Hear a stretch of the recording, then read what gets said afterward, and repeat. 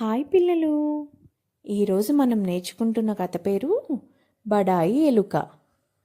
అరవిందాపురం అనే ఊరిలో పాపయ్య అనే రైతు ఉండేవారు. తన ఆవులను రోజు పొలానికి తీసుకెళ్తూ ఉండేవారు. పొలం గట్టు కలుగులో ఉంటున్న ఎలుక కొన్ని పిల్లలను పెట్టింది.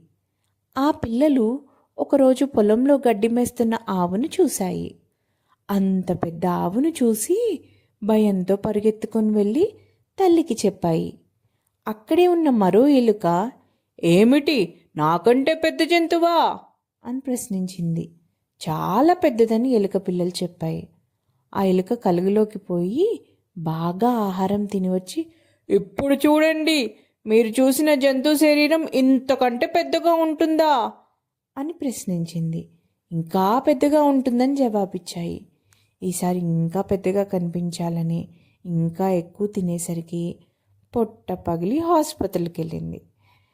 ఈ కథలో నీతేంటి పిల్లలు? తన తాహతకు మించి బడాయికి పోరాదు.